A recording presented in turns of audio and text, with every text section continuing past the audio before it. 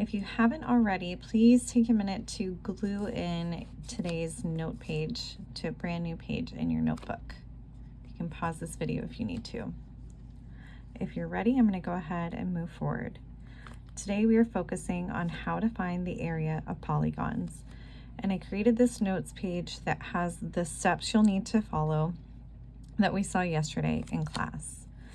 Over here, I have an example of a polygon that's on a grid. And if I go through my steps, I see that step 1 says to decompose the polygon into more familiar shapes.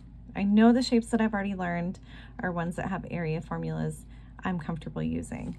So I'm gonna look at this and I'm looking for those shapes. So that would be parallelograms, triangles, and rectangles. If I look, my initial finding is I see a parallelogram at the bottom. Now there are different ways you could divide this shape. You don't have to divide it the way I do, but that's what I'm gonna go for because I think it will be the largest use of space. I'm gonna draw a line straight across. While you're doing this, I recommend doing it in pencil so that if you want to change where you draw your line, it's easy to erase. I also see now I have a triangle right next to a square, so I can divide it like that. Once I've done that, I like to number my shapes to keep track of them. I have shape 1, shape 2, and shape 3. Now this says to make a table to keep track of each shape and its area. Include the shape name, area formula, and area. It's already pre-made the table for you. Once I've done that, I can go ahead and fill in my shapes. I have 1, 2, and 3, and I also like to put a little label on there to keep track of which one is which. Shape 1 is a parallelogram. I'm just gonna put a P. Shape 2 is a triangle, and shape 3 is a rectangle, or you could label it as a square. Now I'm going to go into my area formulas before I start working with numbers.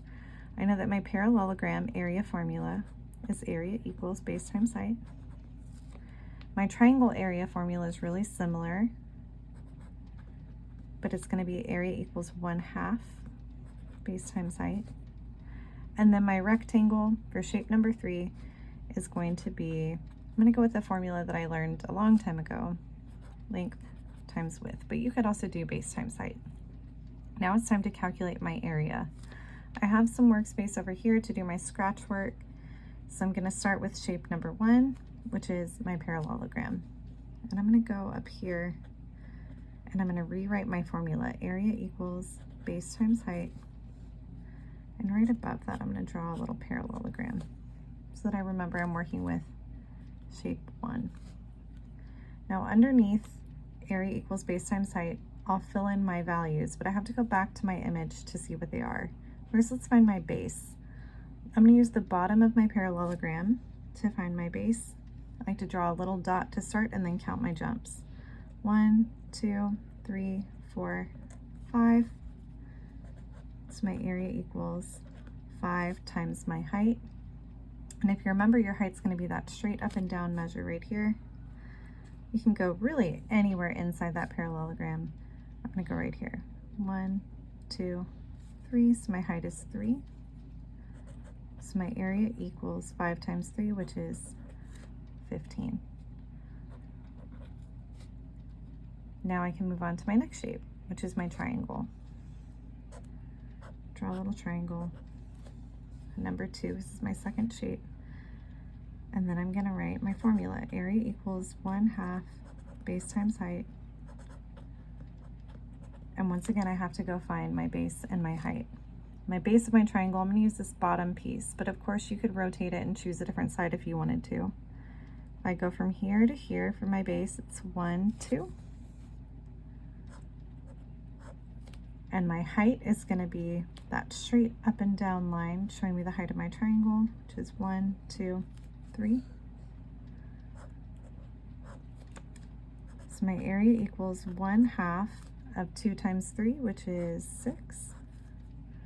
So my area equals 1/2 of 6, which is 3. And of course I have units, but I'm going to add those at the end.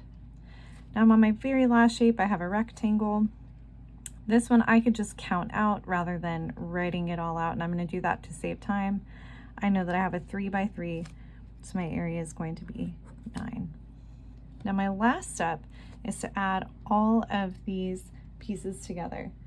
If I have 15 plus 3 plus 9, I'm going to get 27. And my units, I'm not sure what they are. They're not labeled, so I just write it as units squared. Now I can go on to the next one. The next way of solving is a little different than what I showed you in class, but works really well when you have a shape like this. This says, example 2, solving with subtraction. Our steps say to draw a rectangle around the polygon. The rectangle now includes the polygon and some extra area we need to remove. What that means is not to do a rectangle literally all the way around it, but in this case to complete it into a rectangle. Let's go into step 2.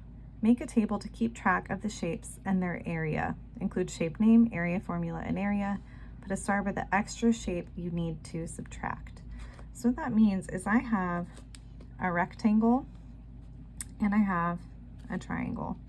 So shape 1, I'm going to put a little r as a rectangle, and shape 2 is a triangle.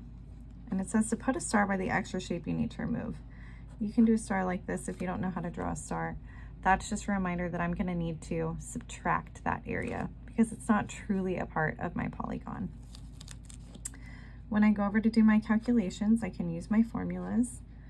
Area equals length times width, and then for a triangle, area equals 1/2 base times height. And again, I'll subtract that off at the end. I am going to go ahead and write these down. There's my rectangle, which is shape 1. Area equals length times width.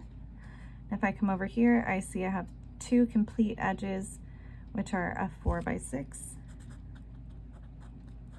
So my area equals 4 times 6, which is 24. And then I need to calculate the more tricky formula, which is my triangle. You can even draw it kind of like how you see it in the shape.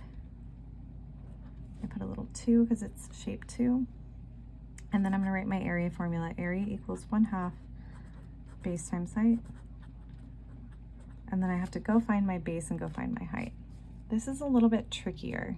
So when I do this, I need to look at this whole edge length and compare it to this one that had part of the edge added on by me. If I look at this section that I added, if I combine it with what was provided, I see the whole is 6 and this section is 4. So that means this length right here, do a tiny little bracket, is going to be 2 centimeters. And then I can come do the same thing on this side to compare. The whole length was 4 and this side I have a 2. So to complete that whole length, this would be 2. Now I can see I have a base and a height of my little triangle because they have this pretty right angle. And I can label this with a base and a height. It doesn't really matter which one you use.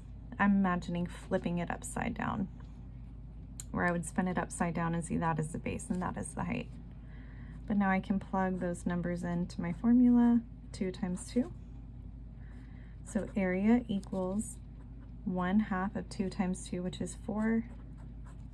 So my area equals 1/2 of 4, which is 2. I forgot to add this piece over here. I'm going to go put it in here, 24. And now I have this little star to remind me that I'm actually subtracting because I don't actually have a whole rectangle.